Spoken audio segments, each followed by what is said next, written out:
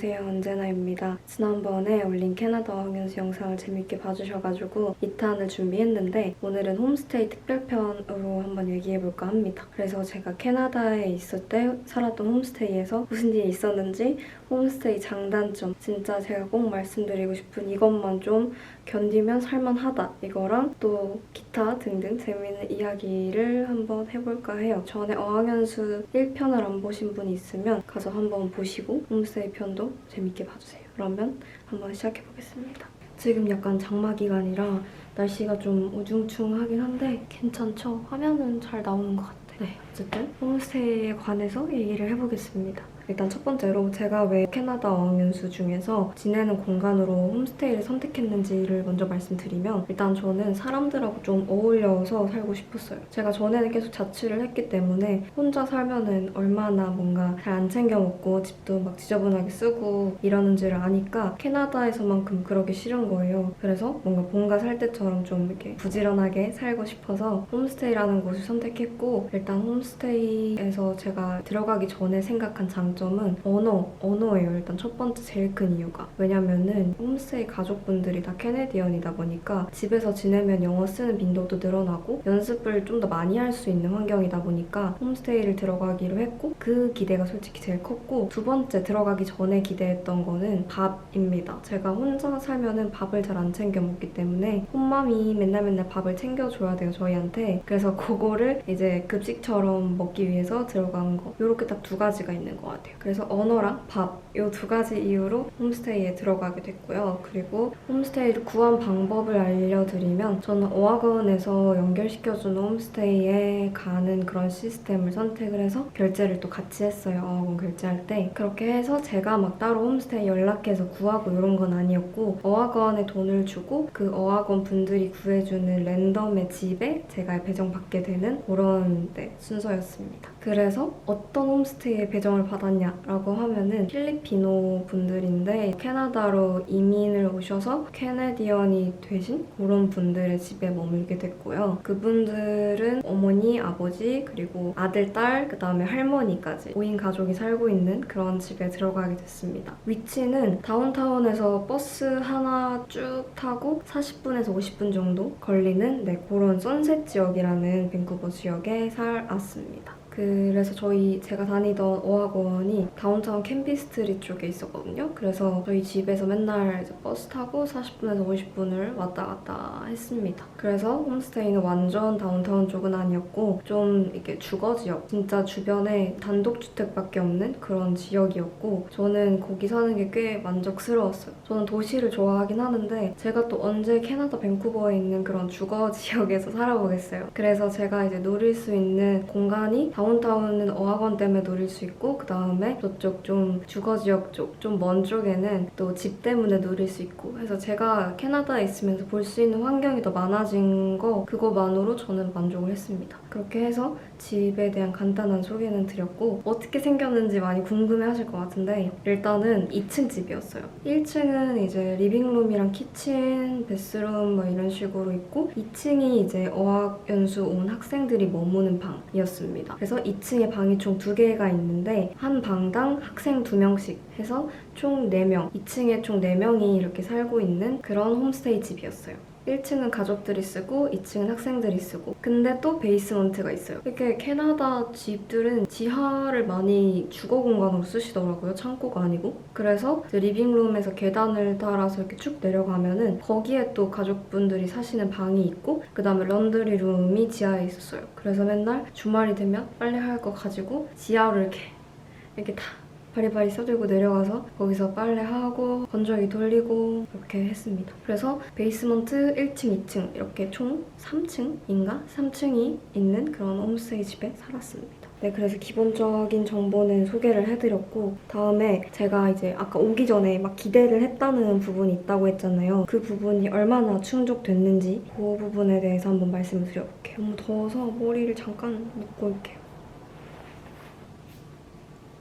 네, 그래서 여러분, 제가 홈스테이 오기 전에 기대했던 장점 2가지, 언어랑 밥, 이 두 가지가 어떻게 충족되었는지 한번 솔직하게 말씀드리면, 여러분 변덕이 제가 심해가지고 머리를 또 풀고 왔고, 언어에 대해서 먼저 말씀드릴게요. 이거는 진짜 솔직히 별로 안 늘었어요. 왜냐면은 제가 영어가 가장 많이 는 환경이 어학원, 그 다음에 제가 또 따로 과외를 받았거든요. 학원 같은 데 가서. 거기 학원, 그 다음에 이제 외국인 친구들, 이 세 가지 때문에 많이 늘었지 홈스테이 때문에 는 건 솔직히 별로 없는 것 같아요. 왜냐면 이게 당연한 말이지만 집에서 이제 가족도 아니고 하루 종일 붙어 있는 것도 아닌데 당연히 대화를 섞을 시간이 많이 없잖아요. 진짜 간단한 말 같은 것만 엄청 많이 하고요. 영어 실력이 늘 만한 커뮤니케이션은 솔직히 거의 없다고 보시면 될 것 같아요. 저는 그랬는데 이제 제 친구 같은 한국인 언니 중에 한 명은 이렇게 홈맘이랑 홈맘 자식들이랑 친해져서 따로 만나가지고 놀러 가고 얘기하고 이런 사람도 보긴 봤는데, 저는 그런 케이스는 아니었고 홈스테이 패밀리 말고 그 홈스테이에서 만난 룸메이트들이랑 많이 친해졌어요. 좀 클리어하게 말해야 될 부분이, 홈스테이에서 언어가 안 늘었다는 거는 홈스테이 자체 그 홈맘이랑 다른 패밀리 구성원들이랑 커뮤니케이션을 통해서 영어가 늘지 않았다는 거고, 또 다른 면에서는 홈스테이에서 만난 다른 외국인 친구들하고의 대화를 통해서는 좀 언어가 많이 는 편이에요. 홈스테이 자체가 아니고 홈스테이에서 만난 친구들 덕분에 늘었다 입니다. 다음에 두 번째는 밥 문제인데요. 제가 혼자 살면은 영양가 제로인 음식을 먹다 보니까 홈맘은 그래도 좀 다양하게 영양소들을 넣고 단백질이라도 넣어가지고 저희한테 주잖아요. 그거를 정말 원해서 간 거였는데 요거는 진짜 만족했습니다. 왜냐면은 홈맘이 한국처럼 모든 거를 이제 100% 완성돼 있는 상태에서 주지 않고 한 80% 완성된 상태에서 주고 저희끼리 해먹는 그런 경우가 많았어요. 예를 들면은 이제 케밥 같은 경우도 재료를 다 준비해주면 저희가 그 야채랑 고기랑 뭐 이런 거 다 넣어가지고 소스랑 먹고, 그 다음에 햄버거 같은 경우도 저희가 만들어서 이제 먹을 수 있도록 좀 이렇게 음식 재료 같은 거 깔아주고, 근데 그런 게 되게 다양해가지고 좀 먹는 맛이 있어요. 그 다음에 주로 진짜 맨날 나오는 푸드는 스파게티랑 그다음에 고기, 이 두 가지가 진짜 많이 남았는데, 파스타 같은 거는 이제 면을 삶아서 락앤락 같은 큰 데다가 면을 꽉 채워놔요. 그러면은 홈스테이 친구들하고 룸메이들하고 이제 내려와가지고 거기 락앤락에 들어있는 파스타면 퍼서 옆에 소스랑 퍼가지고 같이 데워 먹고, 요런 거의 스타일이었어요. 근데 이런 거 먹을 때마다 항상 옆에 샐러드를 항상 주셨어. 그래서 샐러드 같은 거 먹으면서 야채도 항상 먹을 수 있었고, 후식도 되게 잘 챙겨주셔가지고 거의 그 메인 메뉴, 예를 들어 고기 조림이 있다 그러면 당연히 샐러드도 같이 있고 당연히 과일 후식까지 같이 있고, 이렇게 락앤락통이 막 3개 있는 그런 스타일이었습니다. 그래서 되게 이 홈맘이 영양소도 잘 챙겨주시고 저희 밥을 되게 정성스럽게 맨날 해주셔가지고 되게 좋았어요. 그리고 진짜 너무 좋았던 게, 캐나다에 이제 홀리데이 같은 거나 가족들의 생일 이런 기념일이 있잖아요. 그러면은 그 홈스테이 식탁이 좀 컸어요. 식구 구성원들이 많으니까. 거기에다가 이제 뷔페처럼 음식을 한 진짜 10개 정도 메뉴를 이렇게 쫙 해놓고 접시 주면서 먹으라고 케이크도 막 2개씩 있고 맨날. 그래서 그런 홀리데이 같은 기념일에 가족들이랑 다 모여서 맛있는 거 왕창 먹고 그랬던 기억이 있습니다. 그것도 진짜 좋았어요.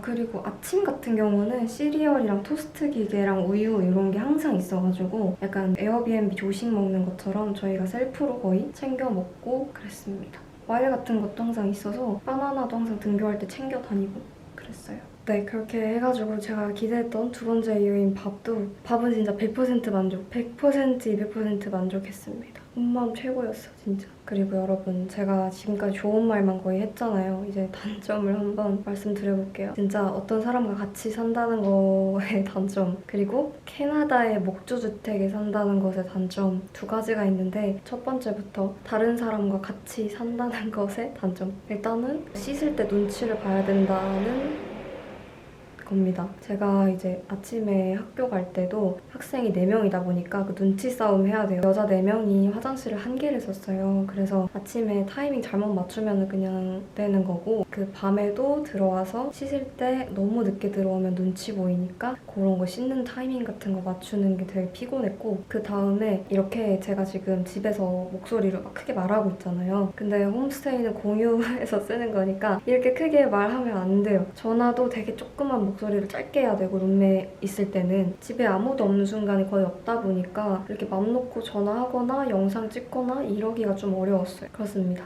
그래서 집에서 좀 큰 소리로 얘기를 못한다는 거? 이것도 단점인 것 같아요. 그리고 두 번째 단점이 좀 치명적일 수도 있어요. 어떤 분한테는. 이거는 이제 캐나다의 목조주택에 산다는 것의 단점인데 제가 쥐 친구를 언제 처음 만나게 됐냐면 무슨 러브스토리도 아니고 이렇게 로맨틱한 느낌으로 들릴지도 모르겠는데 쥐 친구를 저의 방에서 처음 발견했거든요. 제가 한밤중에 이제 핸드폰 하다가 잠깐 책상에 뭐 가지러 갈 게 있어가지고 그래서 책상 쪽으로 일어났어. 책상 쪽으로 가려고 일어나가지고 딱 몸을 일으키는데 어디선가 빨간 불빛 같은 게 두 개가 보이는 거예요. 그래서 아 뭐지? 싶었는데 한 1초 눈 마주쳤나? 근데 얘가 방문 밖으로 진짜 1초 만에 슈슈슉 나가는 거예요. 쥐였어. 다행히 조그만 쥐였는데 그 뒤로 너무 충격 먹어서 제 방에 있는 모든 구멍은 다 막았어요. 테이프로 책상 밑에 틈 같은 거랑 그 무슨 서랍장이 벽 안에 있는 그런 것도 있었는데 틈을 테이핑을 해가지고 다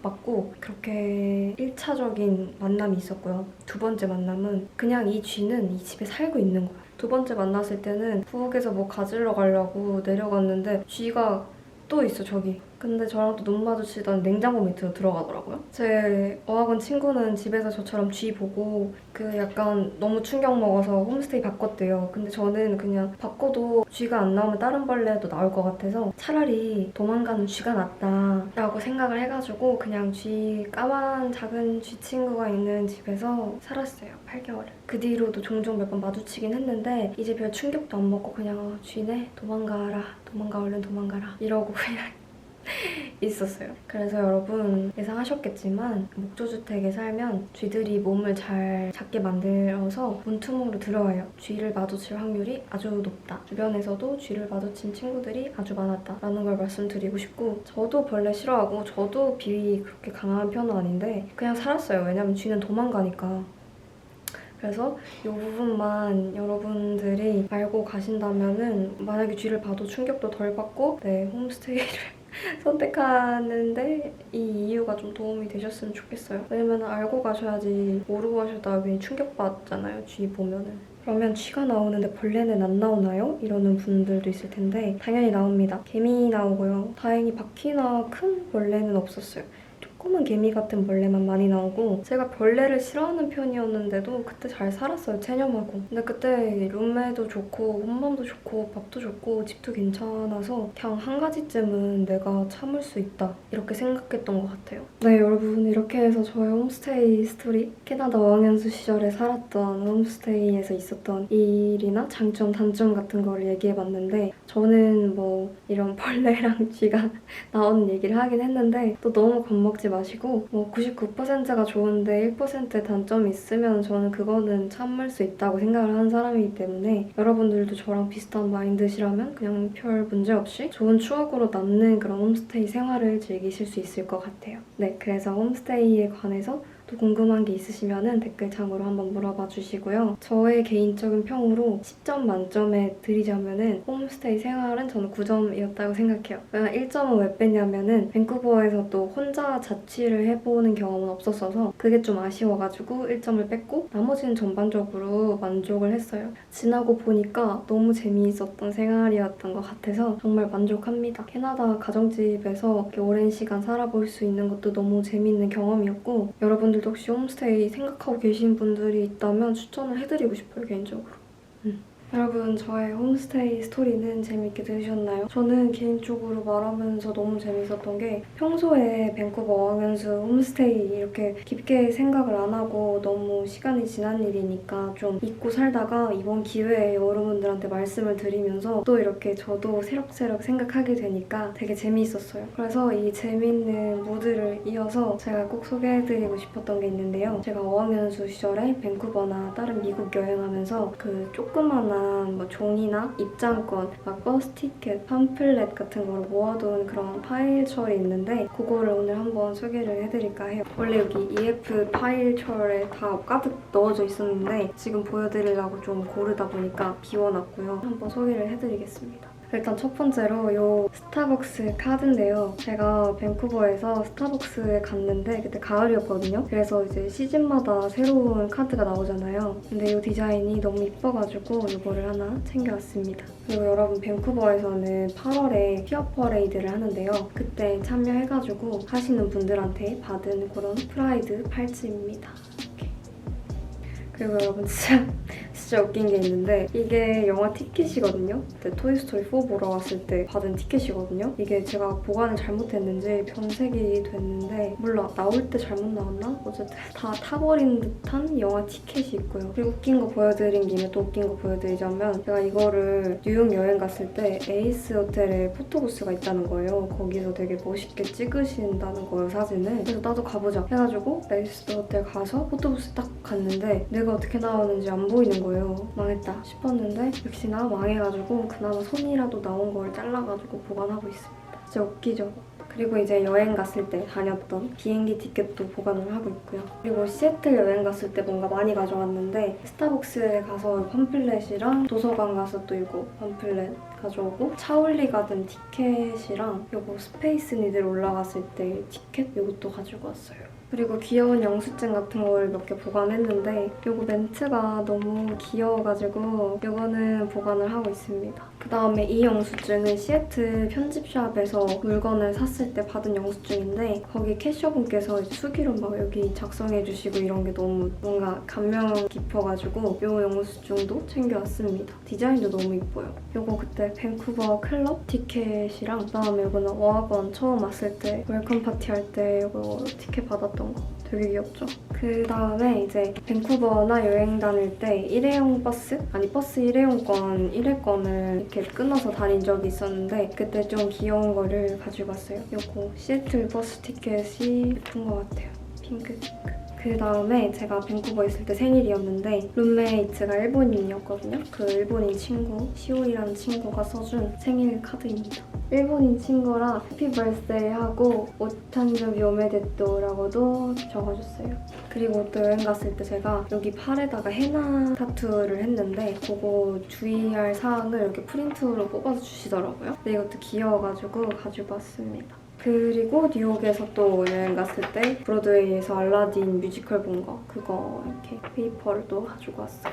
그리고 밴쿠버 드럭스토어 중에 하나인 런던 드럭 요거 영수증을 가지고 왔어요. 네, 여러분 오늘은 이렇게 해서 제가 캐나다 밴쿠버 어학연수 8개월 동안 쭉 살았던 홈스테이 집에 관련해서 이런저런 이야기도 해봤고 이렇게 제가 어학연수 하면서 여행도 다니고 하면서 모은 이런 귀여운 것들도 한번 소개를 드려봤는데요. 재밌게 봐주셨으면 좋겠고 저는 다음 영상에서 또 인사드리도록 하겠습니다. 그리고 궁금한 점은 언제든지 댓글로 남겨주세요. 그러면 안녕.